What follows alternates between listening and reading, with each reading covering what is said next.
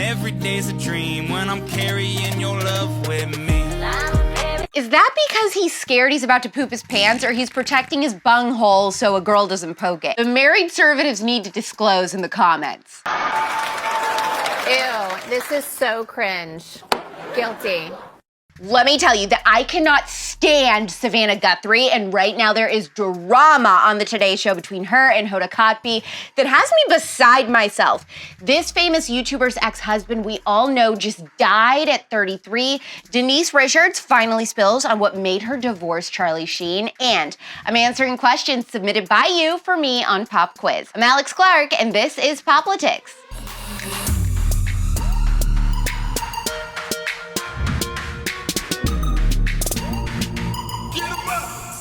Ever since Savannah Guthrie moderated that debate with Trump, I've hated her. She's so smug and honestly just seems like a total insufferable witch. You were asked point blank to denounce white supremacy. I denounce white supremacy, okay? You did 2 days later. I've denounced white supremacy for years, but you always do it. You always start off with a question. You didn't ask Joe Biden whether or not he denounces Antifa. One person I love, though, who definitely has cinnamon roll energy, is Hoda Kotb. Savannah Guthrie and her have been co-hosting the Today Show together, except it's been hell on earth. And the drama could be straight out of an episode of The Morning Show on Apple TV. Love that show, by the way. The tea is that Savannah and Hoda actually cannot stand each other behind the scenes because Savannah sees herself as a serious news person and Hoda likes to have fun. What does it mean? What does it mean? What does it mean? The other morning, it was revealed that Savannah overslept. Now, in the morning news world, things like this, especially on the Today Show, just don't happen. The Today Show sends a driver to pick up Savannah at her house promptly at 4 a.m. every day. There are hair and makeup and producers all waiting for her. She has a morning meeting that she has to do before the show starts so that she knows what stories they're covering and what the angle is. And then the driver that gets her is in constant communication with the studio, letting them know as soon as she gets in the car and then what time she's gonna arrive. So when she was super late the other morning, staff took it as an intentional jab at NBC to show them who's boss and that the show can't go on without her, especially because Hoda has been on vacation. Hi, everybody. Good morning. Welcome to today. It is Thursday morning, and we are so glad to have you started with us. Hoda's got the morning off. You almost had the morning off as well. Stop. Well, Savannah Guthrie rolled in about 15 minutes ago. She overslept. She is normal. She's normal. 15 minutes ago with no hair, no makeup. It was a terrifying sight, but some miracle workers upstairs rolled me in, and I'm very happy to be here. An insider from the Today Show told Page 6, when Savannah doesn't show up for work, the entire force of NBC News is dispatched to find out where she is. They said if she's even 10 minutes late, it is code red, and the crew is trying to decide who should go break down her door, like legit. They said that there are people at NBC devoted to knowing where the talent is at all times 24/7 because you never know when breaking news could hit and somebody needs to come in. I mean, major Alex Levy vibes for Savannah. Am I right or am I right? I'm doing the interview my way, and if you have a problem with it, and if you have a problem with it, then quit. A vibe I get is that the era of beauty gurus on YouTube just isn't what it was 10 years ago. But if you used to really be into that world or still are, then you definitely remember Jacqueline Hill being married to her husband, John.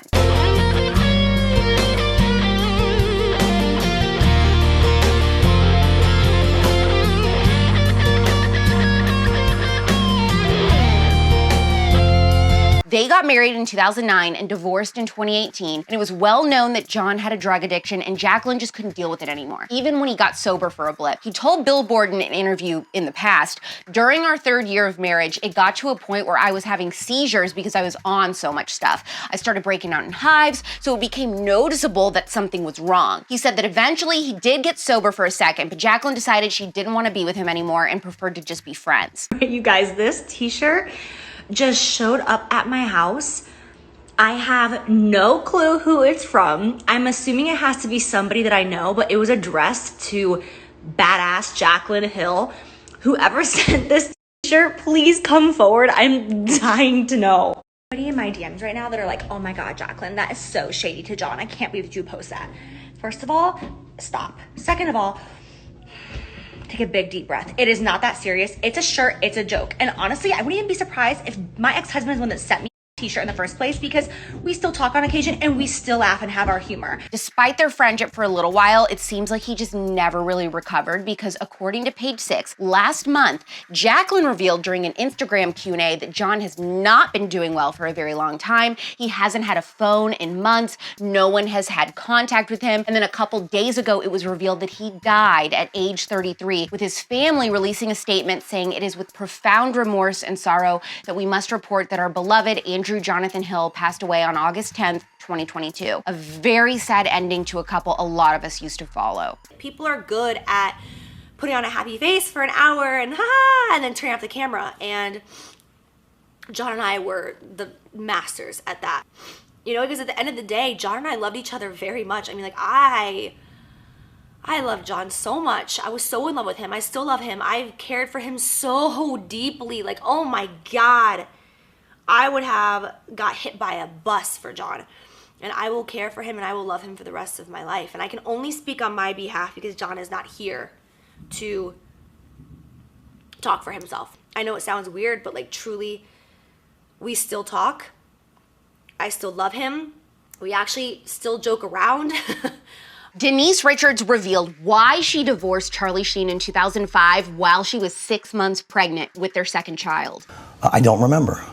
I do not remember. On Dear Media's Divorce Not Dead podcast, she said the behind-the-scenes stuff was way worse than what was out there, and that while they put on a united front in public, they weren't actually happy at home, and it was really bad. When I was going through my divorce, it was so public, I could not get a job. I couldn't even get a meeting with people, and I could not understand why my personal life would affect my career. And that was one of the hardest things for me to accept. She said ultimately she had asked herself, would I want my daughters to be married to someone like this man? And she didn't, so she had to walk away. She said, no offense to him, but I think he would take that and understand what I'm saying. It was very toxic. Are there any drugs in this house? If there Put that down for a second. If there are, you better find them and give them to me immediately. If you've ever wanted to buy merch or submit a question for me or find the CUTEservatives Jams playlist, all of that is on the link in our bio on the POPlitics Instagram. You can submit a question for me to answer about anything you want, and I might answer yours on Mondays. This is Pop Quiz. Ashley from Kansas asked a really great question. She said, I know Garnu is a great company to buy tampons from, but do you have a recommendation for any conservative-owned companies that sell pads and liners as well? I heard that Garnu is working on pads, which is really exciting, but until then, I know there is an organic feminine product brand called Honey Pot. Target sells them. They're not conservative. They're kind of weird, but I think that's probably our best option until then. If you don't know what Garnu is, they are a conservative-owned feminine product company, and you can learn more about them on the latest episode of The Spillover with my Q&A with Dr. Jess Petros. Your period starts in 3, 2, 1.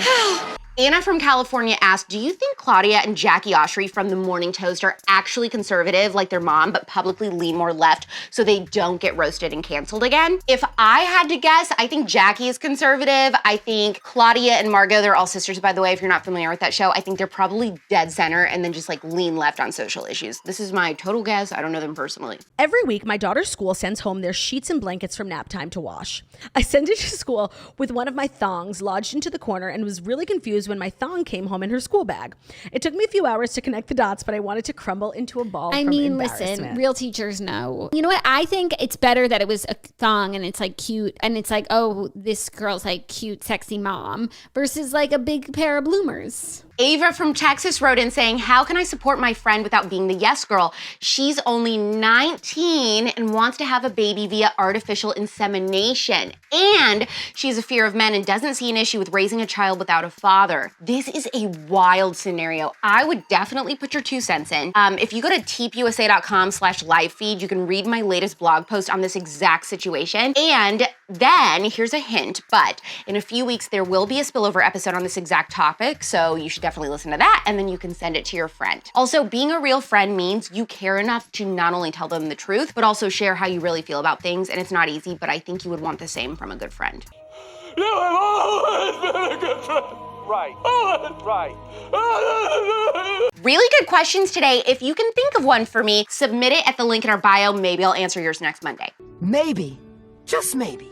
I posted last week on my Instagram story about how we should be throwing away any pots and pans that are nonstick because they're completely covered in poisonous chemicals that cause cancer and a host of other health issues. And then a bunch of you told me to watch the 2019 movie Dark Waters with Mark Ruffalo and Anne Hathaway about an Ohio attorney, true story, who worked for a firm defending chemical companies, but then went after them when he found out they were lying about how dangerous Teflon was and that it was poisoning Americans. This movie was excellent and it's free on Amazon Prime right now if you haven't seen it. My best friend Lauren also told me to watch Blackbird on Apple TV, which is about a bunch of young girls getting murdered or something. I think I'm gonna try that out too, so let me know if you've watched that and liked it. Like or thumbs up this episode to support the only conservative pop culture daily show. Explain the opening clip to me, please, if you're married, and comment if you were obsessed with beauty YouTubers at one time or another, and who was your favorite? I loved Blair Fowler for a hot second in high school. Remember Juicy Star 07? She just like disappeared. I never see her anymore. DM this episode to the man in your life that has to protect his butt and hit the save button. POPlitics is back tomorrow at 4 p.m. Eastern, 1 p.m. Pacific. It's pop culture without the propaganda every single day. I'm AlexClark, and this is POPlitics.